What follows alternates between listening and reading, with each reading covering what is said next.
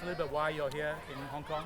So I'm obviously here, because it's Sevens Week in Hong Kong, probably the biggest festival on the Sevens circuit. Here as an ambassador with HSBC to help kind of grow the grassroots in Hong Kong, and with the great man Sir Evie in his camps, and showing the future a few tricks along the way. So I always love being able to come to kids sessions and show a few things that I learned over my 15-year career.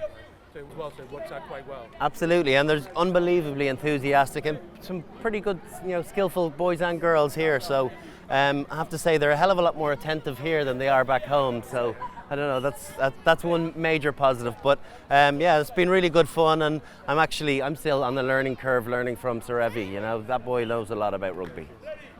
Among the people?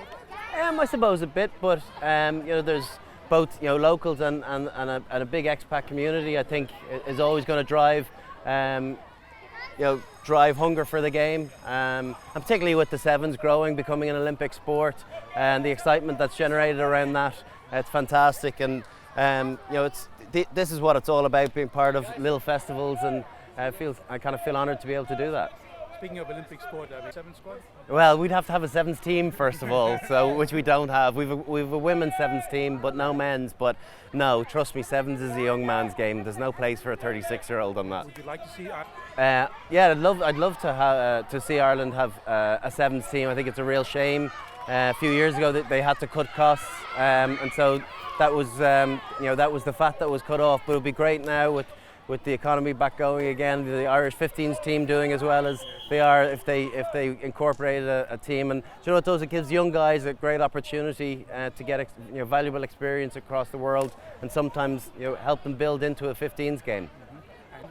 I've never been to the Hong Kong Sevens before, but I have watched it on telly many a time, and it's a fantastic spectacle, and it's a real party atmosphere. So I'm really looking forward to the weekend and everything that's entailed. We've had people like Phil Danaher was in a row. They won. Yeah, obviously I think it'd been 60 years since we'd won back-to-back Six Nations. So it's huge in the country that the country's on a high at the moment, particularly going into the World Cup in September. Hopes are very high of surpassing our previous achievements, which are not to be shouted about. We've only ever gotten to a quarter-final, so we need to try and get further into a semi-final, or perhaps even a final. And who knows, if you get to a final, there's only one team to beat.